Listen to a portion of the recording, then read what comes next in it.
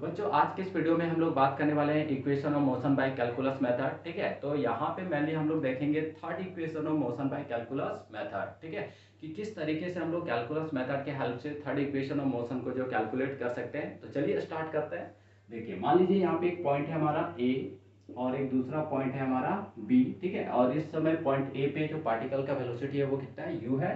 और यहाँ से ये चलते चलते बी तक पहुंच रहा है और उसका फाइनल वेलोसिटी कितना हो जाता है, v हो जाता है। ठीक है, जब वो पॉइंट ए पे था उसका डिस्प्लेसमेंट कितना था, 0। और जब वो पॉइंट बी पे पहुंच जाता है तो उसका डिस्प्लेसमेंट कितना हो जाता है, s हो जाता है। और मान लीजिए जब पॉइंट ए पे था उस समय उसका टाइम कितना था, 0 है ना। और जब बी पे पहुंचा तो टाइम कितना हो गया, t हो गया। क्लियर है। चलिए अब एक थोड़ा सा यहाँ पे कॉन्सेप्ट सीखते हैं। तो एक्सेलरेशन का फॉर्मूला क्या होता है, a equal to D V upon D T. ठीक है, a equal to D V upon D T. Clear है। तो क्या हम लोग इसको कुछ इस तरीके से लिख सकते हैं, D S upon D T. अगर ऐसा लिख दें तो क्या इस पे कुछ फर्क पड़ेगा, कोई फर्क नहीं पड़ेगा, है ना।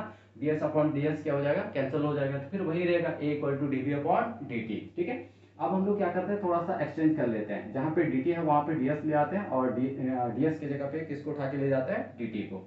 तो क्या लिख सकते हैं, a equal to D V upon D S और इधर क्या हो जाएगा, ds upon D T. Clear है। अब देखिए ये क्या, पोजीशन और टाइम, तो change in position upon time. तो इस पार्ट को हम लोग क्या बोल देते हैं, ये पूरा पार्ट हमारा क्या हो जाता है, वेलोसिटी, है ना। तो इसकी जगह पे क्या लिख देंगे, v। यानी हम लोग अब क्या लिख सकते हैं, a equal to v D V upon D S. समझ में। तो ये भी एक्सेलरेशन का क्या है, एक फार्मूला है।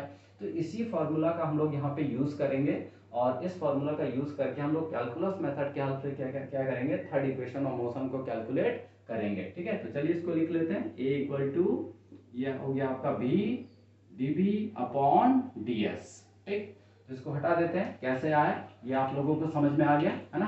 तो अभी हम यहाँ पे क्रॉस मल्टीप्लाई करते हैं तो क्या लिख सकते हैं, a D S equal to v D V. ठीक है, चलिए तो आगे बढ़ते हैं। अब यहाँ पे कैलकुलस मेथड्स यूज करना है तो क्या करेंगे, इंटीग्रेशन लगा देंगे, है ना। तो इंटीग्रेट करेंगे दोनों तरफ, तो a D S equal to क्या हो जाएगा, v डी वी। ठीक, अब यहाँ पे लिमिट भी लगाना है s का। तो कहाँ से कहाँ तक, 0 से s तक। तो 0 से s तक लोअर लिमिट हो गया आपका 0, अपर लिमिट हो गया s। अब यहाँ पे v का भी लगाना है, तो इसका लोअर लिमिट कितना है, u, और अपर लिमिट कितना है, v है। ठीक है, अब देखिए यहाँ पे एक कांस्टेंट है, इसको बाहर ले आते हैं, है ना। तो a बाहर आ गया, क्योंकि जब भी कोई कांस्टेंट होता है तो इंटीग्रेशन में क्या हो जाता है, बाहर आ जाता है। तब क्या लिखेंगे, lower limit 0, upper limit s, ये ds इक्वल टू, अब यहाँ पे हो गया आपका lower limit u, upper limit v और v dv। ठीक है, चलिए अब यहाँ से इंटीग्रेट करते हैं, है ना, वन बाय वन। तो जब इंटीग्रेट करेंगे तो सबसे पहले किसको करेंगे, ds को, है ना। अब हम लोग को पता है कि अगर इंटीग्रेशन dx होता है तो क्या लिखते हैं, x। तो अगर इंटीग्रेशन ds है तो क्या लिखेंगे, s लिखेंगे। ठीक है, तो यहाँ से आपका a हो गया और इंटीग्रेट किए तो s आपका आ जाएगा, लेकिन लिमिट है तो स्क्वायर ब्रैकेट यूज करेंगे। लोअर लिमिट आपका 0 हो गया, अपर लिमिट क्या हो गया आपका, s हो गया। इक्वल टू का साइन देंगे। फिर यहाँ पे देखिए क्या है, तो x dx, इसका पावर कुछ नहीं तो 1 है। अगर इसको इंटीग्रेट करेंगे तो क्या मिलेगा, इसका पावर में 1 ऐड कर देंगे तो एक्स स्क्वायर, और जितना पावर होता है उतना ही नीचे लिख देते हैं। तो यहाँ पे v है तो v का क्या हो जाएगा, स्क्वायर, और जितना पावर है उतना नीचे लिख देंगे। ठीक है, और लिमिट लगाएंगे तो लोअर लिमिट आपका u है, अपर लिमिट क्या हो गया, v हो गया। अब लिमिट पुट कीजिए, तो पुट करेंगे तो सबसे पहले अपर, तो a तो एज इट इज रह जाएगा। तो अपर लिमिट पुट करेंगे तो s है, तो s की जगह पे s ही पुट हो जाएगा। माइनस का साइन लगाएंगे, फिर लोअर लिमिट पुट करेंगे तो s की जगह 0 हो जाएगा।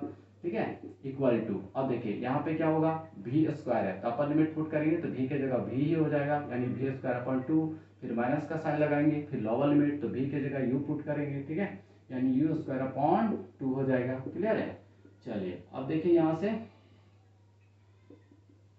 देखिए a का s से करेंगे तो क्या हो जाएगा, as। अब 0 से करेंगे तो 0 ही रहेगा, छोड़ देंगे। इक्वल टू, अब यहाँ पे कुछ कॉमन है क्या, 1/2 कॉमन ले सकते हैं, तो 1/2 कॉमन ले लिए हैं। तो यहाँ पे क्या बचेगा, v square minus u square, है ना। अब 2 को क्रॉस मल्टीप्लाई कर देते हैं तो क्या हो जाएगा, 2as equal to v square minus u square, है ना।